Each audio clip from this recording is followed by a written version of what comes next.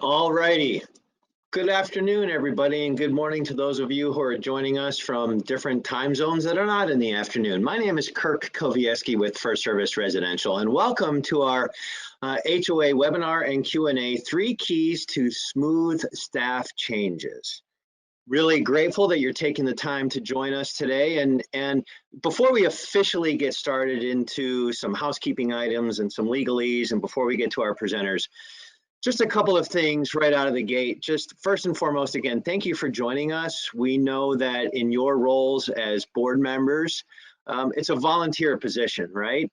And so the fact that you're taking time out of the middle of your day to become more educated, more informed on things that are going to help you be more successful as a board member in your respective communities and buildings really is not lost on us. In other words, we are very, very passionate at First Service Residential about education.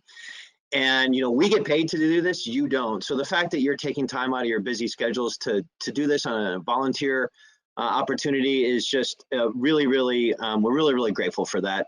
And then in today's challenging times and all the things that we're dealing with relative to being in the middle of a pandemic like we are, I want to express on behalf of myself and everybody in the entire North American First Service Residential Corporation, just passing along our well wishes to you, your family members, your loved ones, your neighbors, for good health and happiness through these challenging times. We're all in this together, right? And it's not lost on us, again, that it is a challenge. And so just know that we are thinking of you and wish you all the best.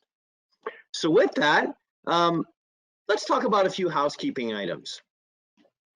As with any technology platform, right? Those of us who have been utilizing technology more and more, especially since March, it's not perfect, right?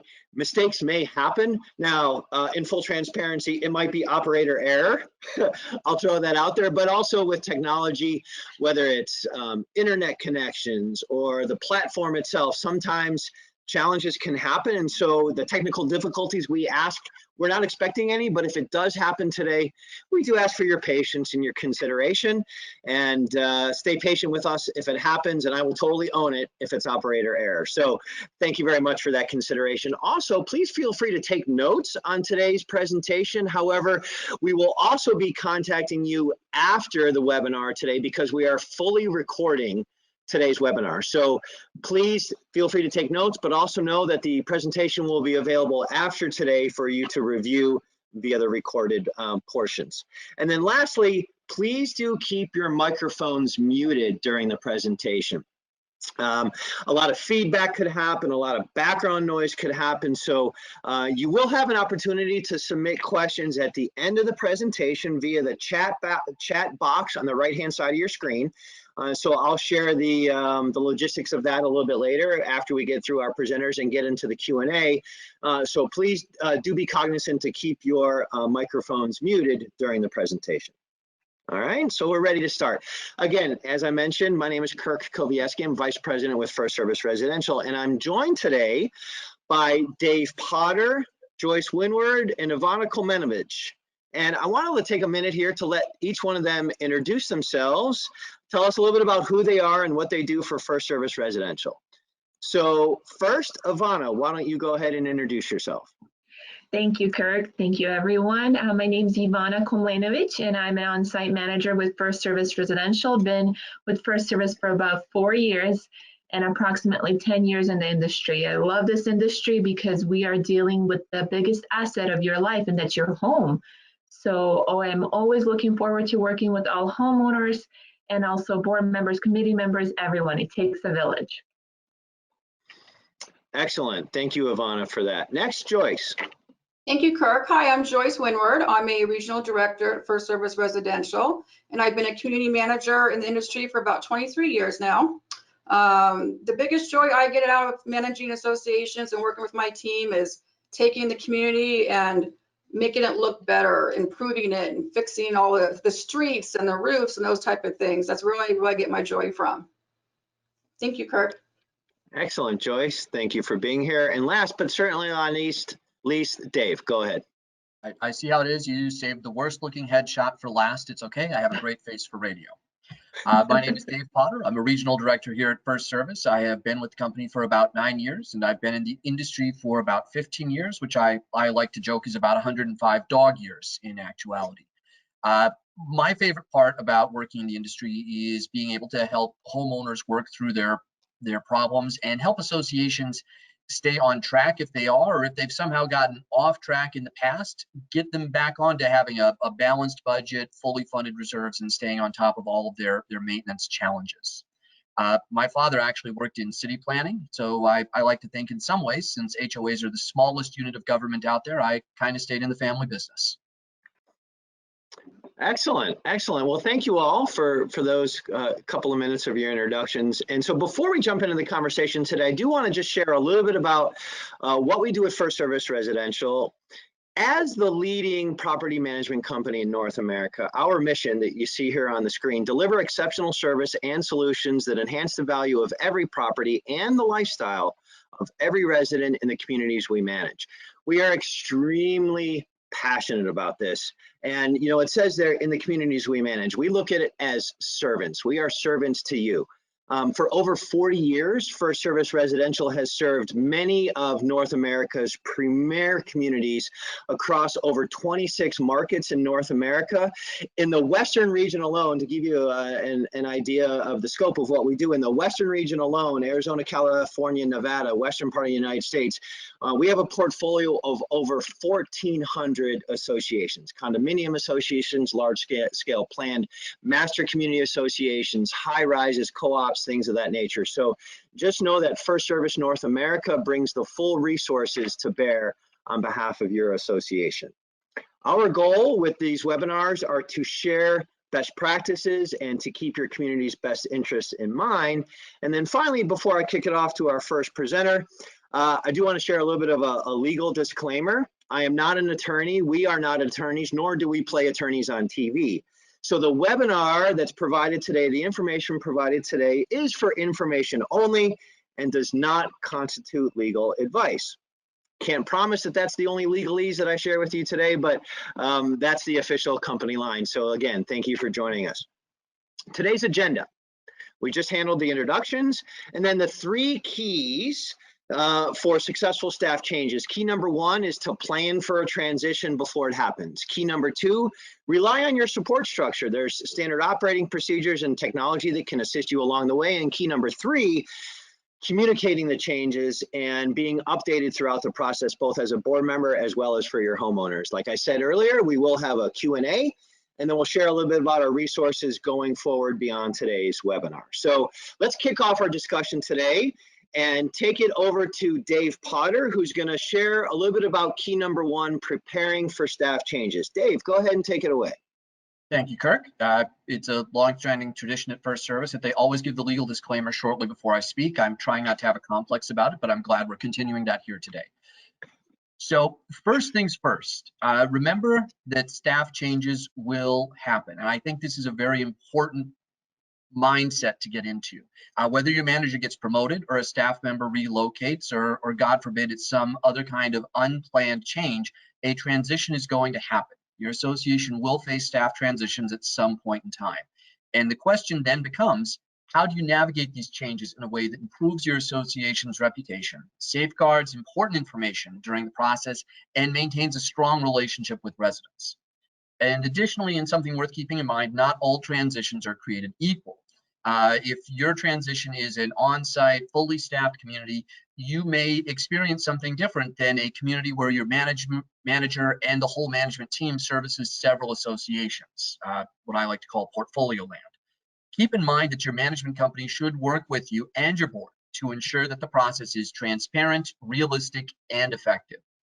Lastly, or secondly, if you're reading the slide in exact order, what we'll talk about next is the importance of preparing for these changes before it happens, which again is key 1, plan for the change before it happens. So some practical ways to do that. Like I said, keep in mind that it's not if, it's when. Your management company should partner with your board to ensure that you understand the process when that transition happens. And it's important to flip that mindset so that you know that it's there, you're going to be building toward it at some point in the future, and that that's okay. It's inevitable. It's also important to manage the expectations for a transition process. The one thing that I can always guarantee is that it will never be perfect and flawless. Your management company's role is to make sure that inevitable mistakes don't become problems. And that is enabled through the right structure and support, processes, and technologies.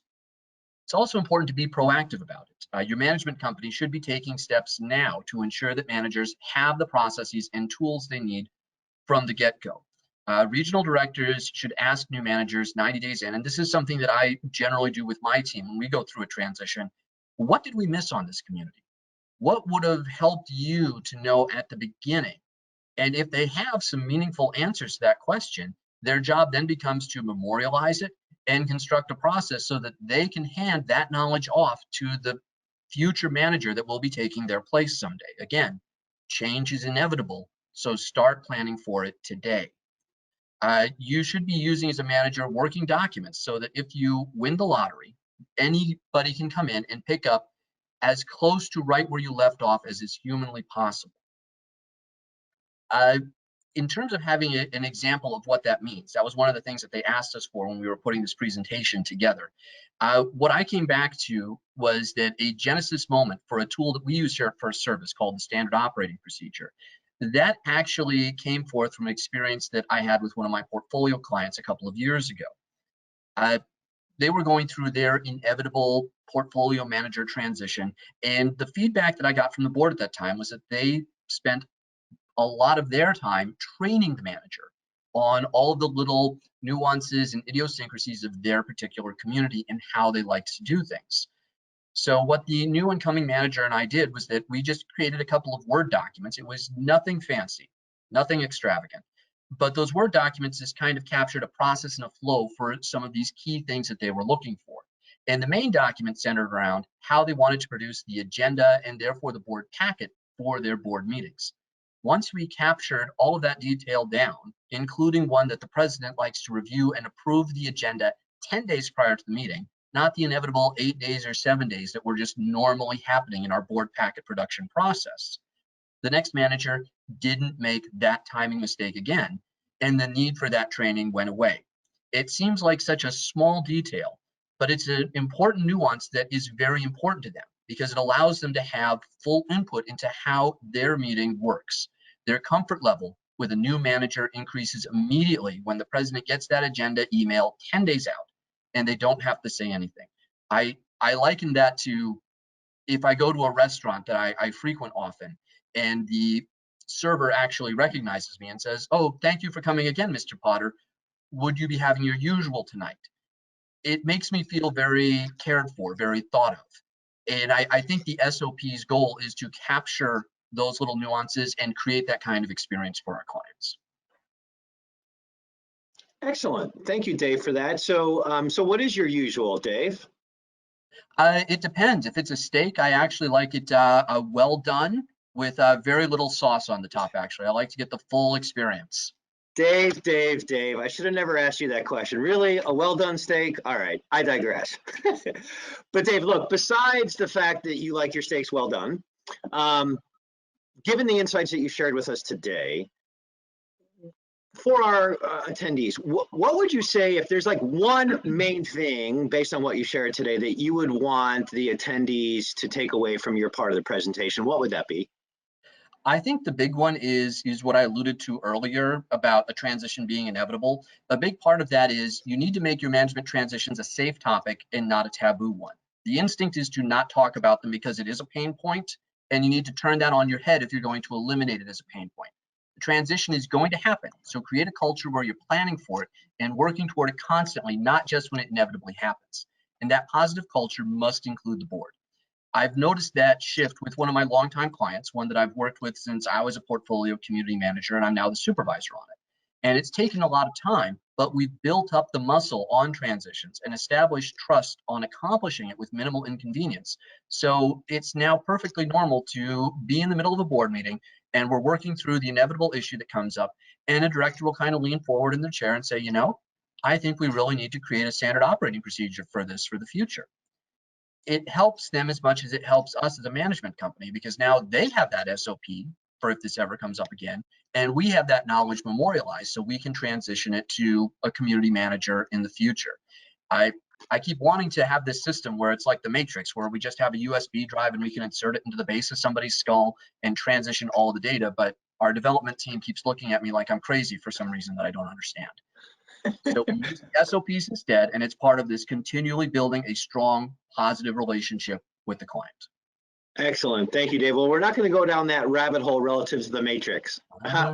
See what I did there for those of you who know the Matrix? All right. Well, really, Dave, thanks. Thank you so much for that. So now we're going to turn it over to Ivana.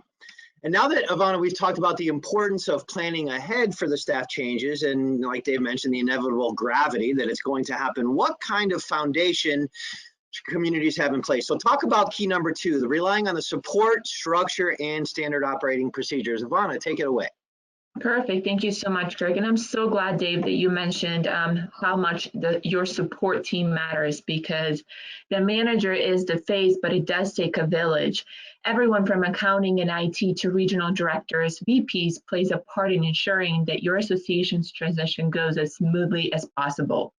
The structure and resources are critical success factors.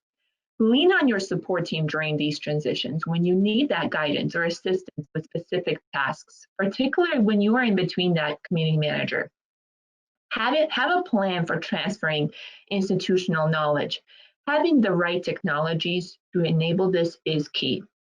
Action items are very crucial during any transition, and your village does not want you as board members to stress where your list of action items is. One of the most standard ways we update our board members is via weekly task list that we provide through our First Service Connect website. Or, there might be other ways that you and your community manager have deemed appropriate to track and receive updates.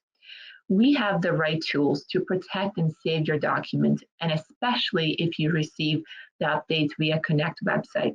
Connect Task List is a live list of all action items that your village works on throughout the week, month, and sometimes year-round for some long-term action items such as maintenance of roofs, deck repairs, and so on.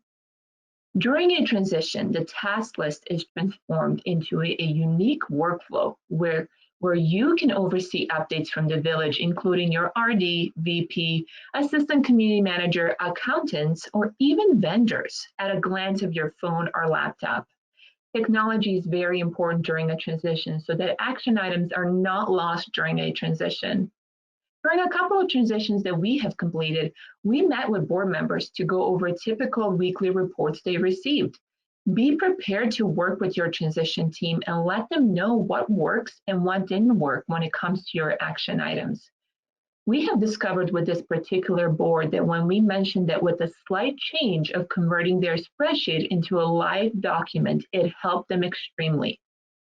In conclusion, Kirk, as you know, we encourage all of our board members, right, to work with their current manager to ensure that all of your action items are saved in one document so that when you experience a transition, it will be a one place and easy for you to continue tracking the progress of that to-do list, right? Point. Yeah, that's a great point, Ivana. I appreciate that. The technology, the village concept, the communication is key. And I know one of the other things that you're passionate about, and I know Dave alluded to this too, is the SOPs. So talk a little bit about standard operating procedures when it comes to this transition. Yes, absolutely, Kirk. Standard operating procedures are critical. Your management company should have board preference sheets or standard operating procedures in place for that document where information that you as a board need and how and when you will need to be provided that information. The SOPs should answer these questions. How will the new manager or staff member get up to speed on their new responsibilities? And who should residents contact in the interim? Is there a customer care center you can direct them to? What if the documents are not available? Communication between the board and manager is key.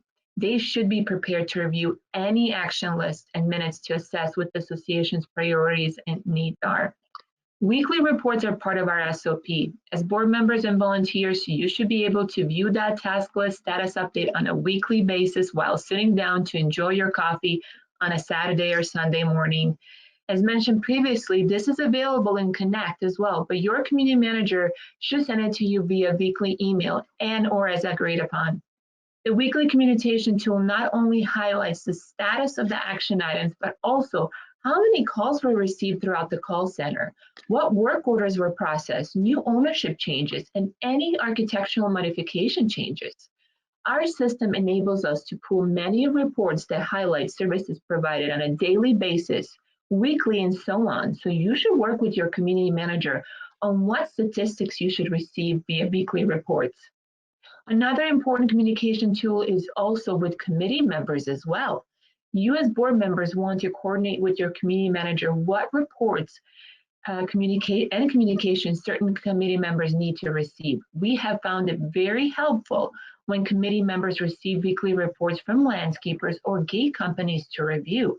Communication is the key, and your community manager will work diligently to ensure that board members, committee members, and homeowners receive important updates during a transition. We know that sometimes we might have all of the emails on file when we communicate. Therefore, your community manager should work on signs, visual things throughout the property, whether it's bulletin boards, pool door, community clubhouse window, for proper notifications so the majority of the homeowners are alerted. Last but not least, we can utilize our resident alert, which is robocalls that go out to all phone numbers on file. And it can be a customized message for your community, board members, or even committee members. We have many ways to communicate, so we encourage you to work with the transition team on your preferences. Right, Kirk? Excellent. Yeah, exactly. And so I think what I hear you saying, Ivana, and even Dave, communication is pretty important, right? Very. So speaking of important, I'm going to pose, Ivana, the same question to you as I did to Dave a few minutes ago. So one key takeaway from your part of the presentation that you want our attendees to remember going away from today, what would it be?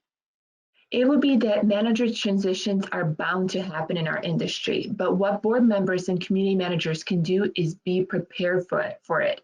By planning ahead and utilizing our tools, it is extremely important for board members to not wait until a transition to look at the status of action items.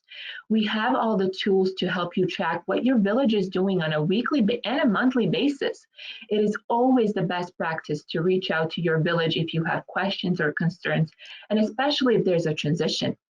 When the word transition comes to your mind, or a new community manager, we go into a notion, oh no, we're losing that community manager. We do not want to lose them. But in reality, there's a whole village behind the community manager that will continue to work and to make sure that your community shines while your community manager is gone.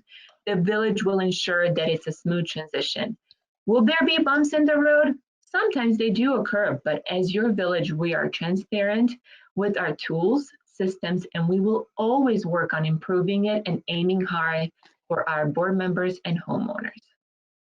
Excellent. And you know, what a great way to finish, Ivana. Thank you for that. And I see what you did there. You incorporated a couple of First Service North America core values, right? 2 of the 6, improving it and aiming high. So thank you very much for that, Ivana. So now I want to turn over to Joyce. Joyce has some final points on one of the most important aspects of great staff or manager transitions, and that's the recurring theme today, right? Is communicate, communicate, communicate. So Joyce, communicating the changes and being updated throughout the process, tell us a little bit about that. Thank you, Kirk, and thank you, Ivana, for setting up my slides so great. Everything's about communication and the action list, and it truly is. One of the first things, or the first thing we do whenever there's a staff change or transition, is the new community manager will go through and review all the minutes from the last year, whether they're quarterly minutes or monthly, read through those, read through the action list, and read through the newsletters of the community. Any kind of material that's gone out into a newsletter is usually very helpful for the management team to understand how the board likes to communicate with their residents, what hot topics there are in the community. So that's really big that the management team gets prepared with as much knowledge as possible about that community. And then of course, the weekly action list that Ivana was talking about, we make sure that we send those every week to the board. We ask them in our email correspondence with the action list, is there anything that we're missing? Anything you'd like to see done? Is there something on the action list that maybe you don't want to focus on right now, that we can put off until maybe the next quarter. So really that communication between the manager and the board is imperative for us to really meet the expectations of the board. The second big piece of communications to the residents, one of the first things we do after we notify the board of a transition or a change is send a mass email alert to all of the community residents to let them know who their new management team is going to be. We give the community email address to make sure they have that. We give the customer care center phone numbers, and some managers prefer to give their, in addition to the community address, their email address directly. So we want to make sure that all the residents know that in that first week there's a new management team on board, but also any newsletters going out to the association, we reiterate that information for them. We also can put that same information on the association website. So both communication and keeping the residents informed constantly about any new things coming up in the community is what we like to do.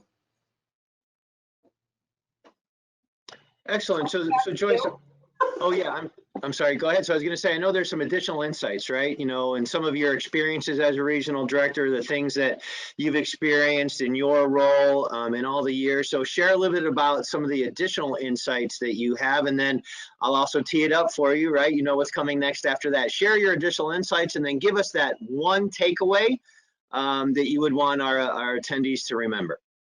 Well, the main takeaway is that it's okay for a board to communicate to the management team.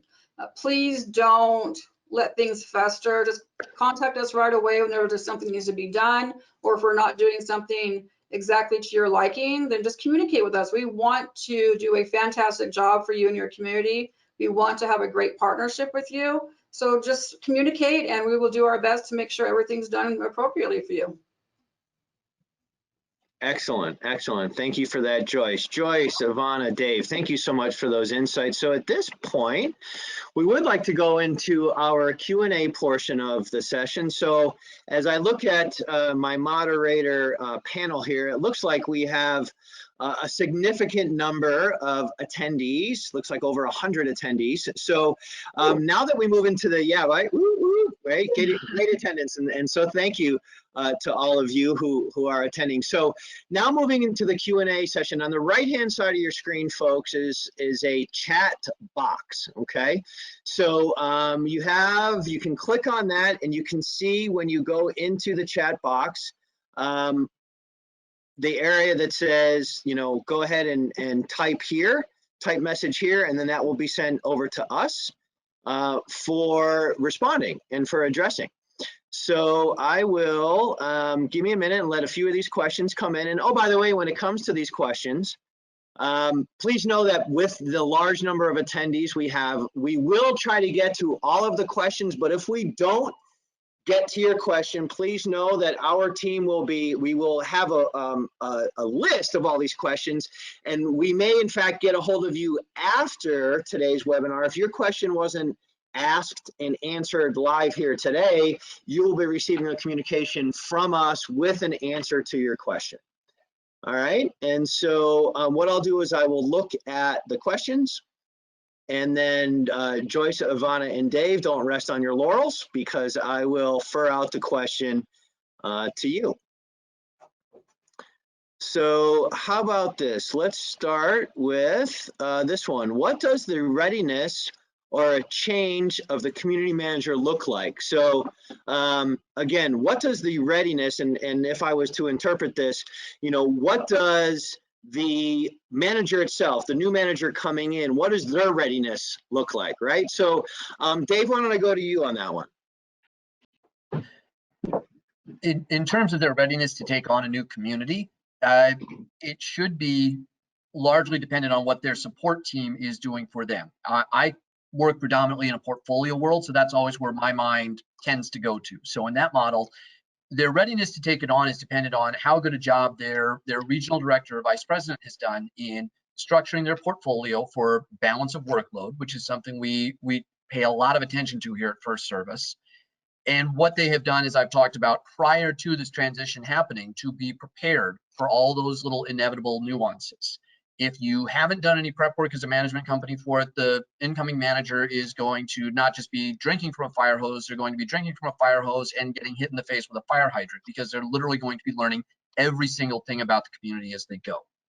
Capturing all of that stuff prior to it allows them to onboard it at a little more of a controlled and satisfying measure for everybody. Excellent. Thanks. Joyce or Ivana, do you, each one of you want to chime in on that? Maybe Joyce, you go first. Oh, no, just to follow with what Dave said, the most important thing is to making sure that the manager that takes over the management association is set up for success. And again, by usually the regional director and or the VP will make sure that they're giving careful thought into who's going to manage that community, and to also work with them every step of the way to make sure they're prepared for the transition. As I said earlier, just really jumping in there, looking at the community's policies, procedures, as much information as they can to get off on a great start. And to bounce off of Joyce, your community manager, they're meeting with the accountants, they're meeting with the controller, they're looking at insurance, they're looking what's next, they're looking at all the notes and everything, making sure that they are prepared themselves, not just relying on their, RD and VP. Yes, that's very crucial because it does take that village. But that community manager, they're in their zone, they're right away, making sure that they delegate to their assistant community managers and their whoever touches your community, what needs to be done to make sure that transition is smooth. Excellent. Excellent. Thank you. Another question came in here, and I'll try to interpret this to the best of my ability. Does First Service audit usage of the technology and tools available to their communities? So actually, I don't mind addressing that. In terms of auditing usage of the technology and tools, as we mentioned previously, First Service, certainly we have our proprietary technology and tools that we offer as a current client of First Service Residential. In terms of auditing the uses of technology and tools, there's a lot of other third-party companies that offer technologies and tools that several of our associations utilize, right? So maybe an association has a third-party company providing a website while we provide that to all of the communities we manage. Maybe it's a legacy website that's been around forever, and maybe you're relatively new to First Service, and while our technology is great and our website is great, maybe instead of the mass confusion of 3,000 homeowners having to switch websites, that you're just going to stick with your prior company, the third-party provider. Do we audit that? What's interesting is oftentimes with a third-party technology provider, our systems can integrate with them, right? So in this example, we have maybe a third-party internet provider, and then we have the First Service website and the community website. Oftentimes we can have links to each one. So perhaps the third-party website, things get updated, homeowners submit information, it automatically links to our website. So there's, kind of behind the scenes, the technology talking to each other. And then in terms of other technologies I can think of, like I know there's inventory software, there's package delivery software, there's building communication software for our high rises, right? While we have a lot of that proprietary to First Service, if there is a third party company providing those services for you, we have a lot of those partnerships already. So more than likely, because of our size and our depth of resources, we're already probably working with those companies to one extent or another, whether we have a vendor partnership with them or whether we have experience with them in other communities, absolutely. And then finally, the third piece of that is, okay, let's say there's a new technology platform that's coming out, and maybe it's not something that we're doing proprietary at First Service, but our resources and our being on the forefront of technology and what we provide our communities, that's something then we would bring, and your manager would bring, and we would bring to the forefront to say, look, we have our pulse on, a big thing is trends in managing active adult communities, right? And as population ages, the needs and desires and wants of active adult communities, there's a lot of technology that, yes, that's very crucial. In terms of auditing the usage of those technologies, absolutely. I would say the question is yes, we do to a certain extent audit the uses of the technology and tools that we provide our communities. Any of our presenters have anything that you want to chime in on that? Let's go switch it up a little. Joyce, in your experience, what would you say to that? Well, you summed it up pretty well. I mean, if I look at the other way to audit our technology or our programs, I'll take it to a different step. You know, we can go into our system and audit to see how many people are using the community website that's linked through First Service. If the board's interested on how many new logins that we have, new homeowners to join up. We can do reports, I guess, you know, also on the call logs to make sure that we're going through those and telling the board how many people have called and for what reasons. And we audit our violations and our different compliance issues that go through. So there's a lot of different real quick auditing that we can do just to get boards the information on how often something's being done through management with their association. Excellent. Yeah, That's absolutely. great. And to that point, I think that we have our experts here in Arizona in our Western region, but what's really important is also we communicate nationally. We have experts in Florida, in California, you know, in Nevada. So that's what's really interesting when it comes to, you know, all of our systems and when we need to make sure that, you know, we audit our systems, right? So that's the one thing that's really amazing, the support that we have when it comes to that here. Excellent. Dave, what would you say to that one? I'll take it on a little bit of a different track and say in terms of auditing the use of our systems by our actual associates, just to loop it back to the idea of transitions real quick. I know in my little corner of First Services world, we do have an audit process for that we do go through when there are transitions, where we double check, you know, hey, are the task groups up to date? Are all the mandatory task groups in there? Have all of the audit mailings been done and saved in the right locations? Because it's inevitable that mistakes will happen and some of these things will get missed along the way. And we try to use transitions as an opportunity to really go through and take a hard look at where is a client at.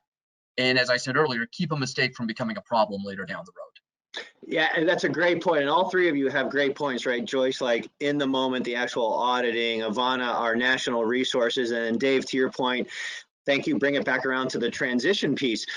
We know whether it's a transition, whether it's a community transition, or certainly today's topic of managers transition. You know, we do have our own internal, right, SOPs and checklists that we are doing behind the scenes, that we are checking the boxes and doing that audit, whether it be technology or the accounting piece or the AR piece and things of that nature. So yeah, that's a great point, Dave, that we are already doing that as part and parcel of our transition. Here's a great question. I love this because, again, when we talk about gravity, inevitable, and Dave, you kind of, I think you used this term earlier about the win the lottery scenario. What about when there's little to no notice of a manager's transition, right? I think we would love it. The ideal situation is as an associate, the standard industry or any business, right, is the proverbial quote 2-week notice, which is great. If we can get that, that's awesome. But maybe someone, you know, did win the lottery, and though, you know, overnight they retained an attorney, and first thing in the morning after winning the lottery, they bought a private island off of, you know, the Barbados, and like, I'm on a flight tomorrow, right?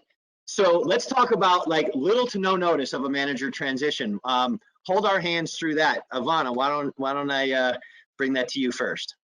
I think it's all about the honesty. The residents need to know who to contact. So the first things first, email blast needs to go out to make sure that they know who that person will be in contact, who to reach out to.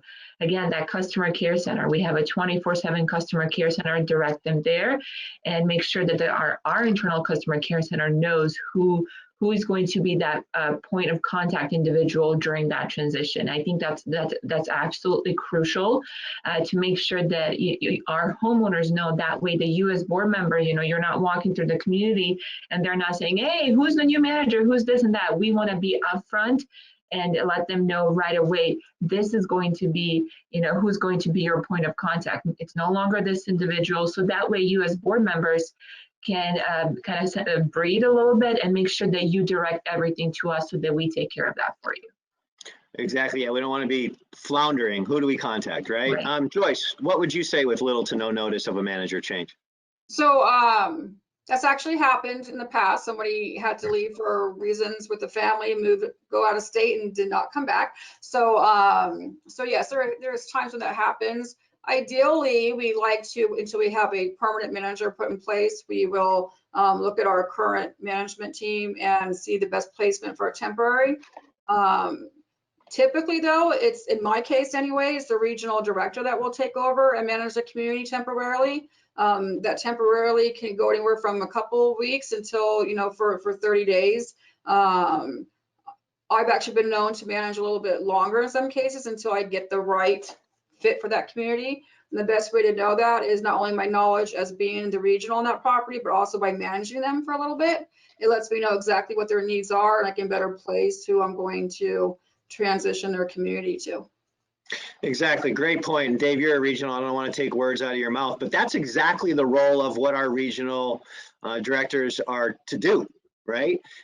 Is to be that bridge the gap individual if and when, you know, we don't necessarily, whether it's a quick transition, little to no notice, or to your point, Joyce, you know, we're not just going to put a warm body in the seat. It needs to be a right fit, right? And so the regional director is that conduit, is that bridge the gap individual. That's part and parcel of a regional director's position. So Dave, expand on that a little bit. Absolutely. But first I want to loop back. You had a lot of specific thought that you put into that winning the lottery example that you put out there, Kirk. I mean, you're hiring a lawyer. You have an island picked out. I want you to know, I'm watching you. I see what's going to happen here. Okay. So, but to get back to your point, yes, a regional director, our role really is kind of a fill the gap or a plug the gap kind of person. We're either going to step in and do that ourselves, or we're going to redirect some resources on a temporary basis to help fill that for us so that nobody is getting overextended at first service and the client still has a positive customer experience during a transition time. Joyce and Ivana are 100% correct. Unplanned transitions happen. It's a reality of the business. And that's why it gets back to the key that I talked about. Always prepare for a transition now, because you truly never know when it's going to happen. And it's better to start doing that work the second you start onboarding your new portfolio manager, because at some point it will pay off for you. And you will be very glad as a regional director that you did. And the clients will be very appreciative of that work that you did as a regional director. Excellent. Great. Thank you all. So I'm going to stick with you, Dave.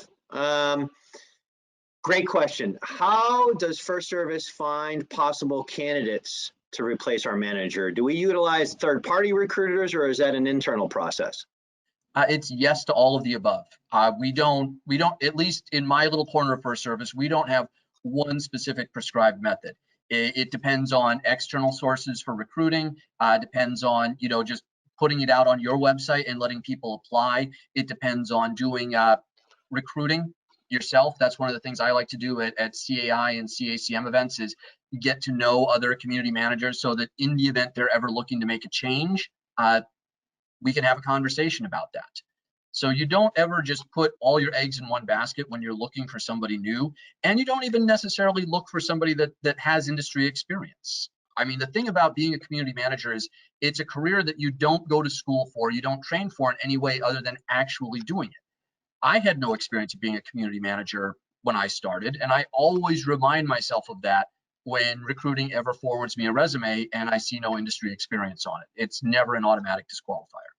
Right, absolutely. You're great, David. Yeah, we don't limit it ourselves and we don't put our eggs in one basket. However, to also clarify or to piggyback or add to that, it is owned by First Service, right? So if First Service is your management company, we own it. In other words, it's not, hey, Mr. or Mrs. Board member, and I'm going to date myself here, like, you know, go to the local newspaper and put in a want ad or go post something on LinkedIn. We will, First Service will 100%, as your management company, completely own it. That's one of the great strengths and resources we bring, is our full complement of HR, recruiting and training and ongoing development, from, you know, the national directors all the way down to the local market level. We all have that HR machine that completely owns it on the association's behalf. 100%. And if you are a larger sited community, that's one of the shifts that I've actually seen in this company over the last 9 years, is recruiting went from being something that's kind of a part of HR, if you will, as a mindset, to now we are actually a staffing agency. That is one of the things that First Service does, because as you get into these larger, more planned HOAs that are out there, we're not just filling community managers, right? We're hiring people to work in restaurants, at golf courses. We're hiring golf course attendants. We're hiring pool attendants. It's not folks that have experience that is particular to being an HOA. So, Kirk, to your point, yes, we're as much a staffing agency as we are a management company at this point. Excellent. I do have a couple more questions, but I don't know if Joyce or Ivana, if either of you wanted to kind of talk about that piece, the recruiting and HR piece of bringing on a new candidate. Ivana, I see you want to go ahead. Yeah, absolutely. I think it's very important to make sure that, that we have the right candidates. And to Dave's point, and to your point, Kirk, that individual necessarily does not need to have the experience. It's the tools that we provide. It's the individuals when we interview, when we know it's the right individual to be for this job. This industry, just in general, you either you love it or you hate it. Me, I'm the person who actually loves it. Believe it or not, I'm the one. So, and then you just want to make sure that you inspire those individuals and that you guide them through that, and that you're very upfront and honest with them, even during the interview process. I never sugarcoat it. I let them know how it is right away, so that individuals know, even those without the experience, how this industry is. Some of you as board members on the call, I'm sure know, some of those board meetings, you get everything and anything, and it's always good to get those thank yous. So those individuals who come for interviews, we let them know, this is how it's going to be, and this is how we are. We are the service. We take care of everybody, no matter what. Everybody calls us because they want us to take care of things. So I think that's crucial in the interview process, and us hiring the right individuals for this industry. Absolutely. Joyce, anything else to add on that? I'll just add that we also have a lot of associates. We're really big on having a succession plan. So we do ensure that when we do hire associates, whether it be for our customer care center or for a community associate assistant to a manager, that we hire people that have the intent to grow with FirstService. And in most cases, that person, after about anywhere from 6 months to a year of working in their current position, they can take, in Nevada, they take the licensing classes to go ahead and become a community manager. And then we start them off slow, and we, in addition to maybe some of their assistant duties, we start giving them some more of the manager type duties to help with like proposal requests and things. The point is that we try to grow our associates to one day become a community manager, so that way we have our own pool internally as well. Excellent. Yeah, all great points, and I'll kind of button up the answer to this question is, as far as there is that misnomer out there that someone's going to have industry experience. To Dave's point, I know, when I was 8 years old, I was not thinking about growing up and being an HOA manager. I was thinking about, being a firefighter, or actually, I'm going to date myself. I loved the TV show Quincy, and I wanted to be a medical examiner because Jack Klugman was awesome. Anyways, I just lost probably 99% of the audience with that reference. Anyways, I digress. No one goes into this, like, we all kind of fall into this career from another industry. And so the misnomer of that, when a staff change happens and that we have to bring someone in that absolutely 100% has been in the industry 10 years and they have all the designations, quite frankly, that's not the case. We as a company, whether it's myself, Joyce, Ivana, Dave, and every leader who hires folks from top down, we can teach anybody to read CC&Rs. We can teach anybody to understand state statutes. We can teach a new person how to run a board meeting, but what we can't teach are the soft skills, right? The customer service, the customer excellence mindset. Either you have it or you don't. And so having those soft skills as the servant leader mentality, the understanding that more than likely 9 times out of 10 when my phone rings, people are not going to be calling me to tell me how awesome I am and thank you for my violation letter. It's going to be exactly the opposite. So looking for those soft skills, you won't necessarily have the industry experience, but those soft skills are going to set you up to be successful in this industry, because it is at the end of the day, it's a people business. It's a customer service business. And so we'll teach you the hard skills. We will partner with the board in a staff change to hold your hand through learning this individual. And we will be 100% transparent in that process, right? Back to what everyone was kind of saying is the communication piece.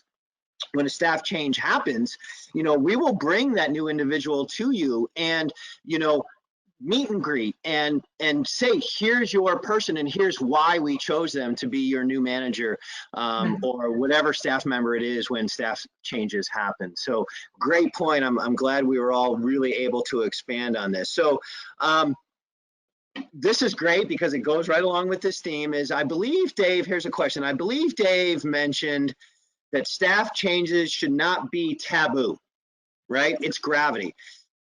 And that the conversation should not be avoided. So Dave, can you please expand on that? That was the question. Sure. I have found in my personal experience, and perhaps my personal experience is just me and it's not what's out there as a whole, but I have found that portfolio clients tend to not want to talk about transition, and that managers and management companies tend to not want to talk about transition because it's a painful experience. And nobody wants to go back and relive a bad experience. And I've tried to kind of turn that on my head. When I introduce a new portfolio manager and boards look at me and say, great, how long are we going to have this person for? You know what? You're not going to have this person for an exceptionally long period of time. I tell them that the industry average where we're at is maybe 2, maybe 3 years tops, but they should always keep in mind, in general, in employment, people take a job so that they can get experience and move on to do something else at some point. Portfolio managers are not going to ever be forever. So let's be okay with that, and let's kind of turn into it a little bit and say that it's okay and start planning for what that next transition is going to look like. That's kind of what I mean by it. It's something that's always painful to go through, and your relationship with your management company is a little bit like a marriage. If you only work on it when you're in a painful period, you're probably going to be in a lot of trouble. You need to do work on it before you get to the painful period, and that's what's going to keep you through it and keep it as a strong and healthy relationship.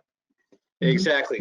Great, David. And I really appreciate that. You're right. Because in my experience, and not only starting as a portfolio manager myself, 15 some odd years ago, but, leading portfolio teams and leading large scale master plan teams and high rise general managers and running the whole gambit.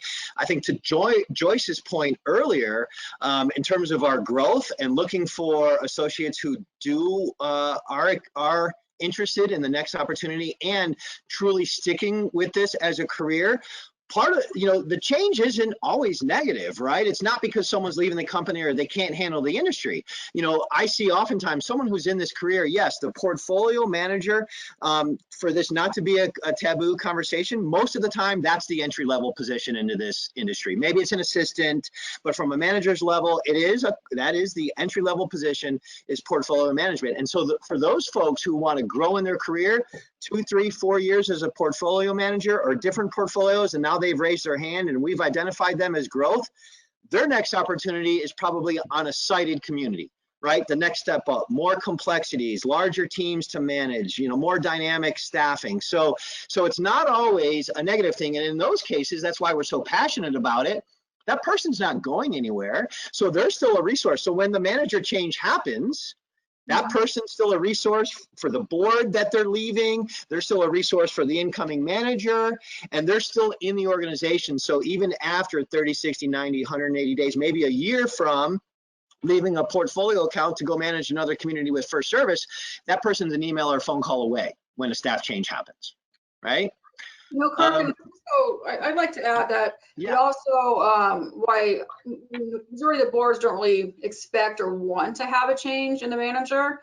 A lot of them find out afterwards how refreshing it can be, even though they were very content with their manager at the time. A new perspective brought into it, a new set of eyes on the community. Sounds cliche, but it's really true. That you go out to the community and see things that somebody else might have drove right by before. Next thing you know, you're getting bids to paint your bollards or whatever else is out on the property. So, oftentimes the board ends up being pleasantly pleased with the change. So there's that aspect too. Excellent. And Ivana, go ahead. Yeah, absolutely. I think just in general, I agree with both Dave and Joyce. They made valid points. I think it's crucial to communicate and to set those expectations, to know, to be prepared. So I think that's very important. And again, I always love to say, it takes that village. There's a lot of people who have hands in your property who take care of it the manager is that face, and sometimes we get disappointed because we're losing that manager. But what I've found here is the fact that we want to invest in our associate as well. So if they want to, we cheer them on. If they want to move on and do other things, and I'm a prime example, where I reached out and I wanted to we wanted to make sure that myself, not just myself, but that other portfolio managers have that opportunity to explore and evolve. So, however, with that also comes, we want to take care of you as board members and your community. So to make sure that those smooth transitions happen and that you guys are prepared. So Dave, I think, has reiterated many times, be prepared for that, plan it ahead, and it's bound to happen. Excellent. Well, listen, I think that's a great way to finish it up. We've got about 2 minutes left. So thank you to all of you who did submit questions. Certainly a big, huge thanks to our presenters, Ivana, Dave, and Joyce. And I'm gonna do the golf clap on behalf of the other 100 or so people that are attending the session today. So to finish it up, if your question wasn't asked, because I did see a whole bunch on there, please remember that we have logged all those questions in, and we know those of you who sent those in that didn't get asked and or answered. So we will be communicating back to you with those answers. And then finally here, to learn more about us at First Service Residential, you can visit www.fsresidential.com. And then we also have, we will send this out, the additional resources on different articles and best practices as it relates to staff changes and everything that we've talked about today. So finally, folks, again, just on behalf of the entire First Service organization, first and foremost, thank you for your service to your communities. Thank you for what you do day in and day out. It can be very thankless as a board member. And so the fact that you attended today to educate yourself really shows us that you're in it to win it, as we say in the sports world. And then ultimately, finally, companies come and go, jobs come and go. You're not going to be a board member forever. I really just want to thank you not only for your service, but more importantly, remind you that we all live by here at First Service Residential is that, the most important things that we can impart on you is family and health. And so in today's incredibly challenging times, we wish you, your loved ones, your families, your neighbors, incredible health, happiness. We're coming in to a season of gratitude and thankfulness. And so on behalf of the entire organization, please stay safe, please stay healthy, and we are very, very grateful for what you do on behalf of your communities. Thank you folks very much, and have a good rest of your day. Take care.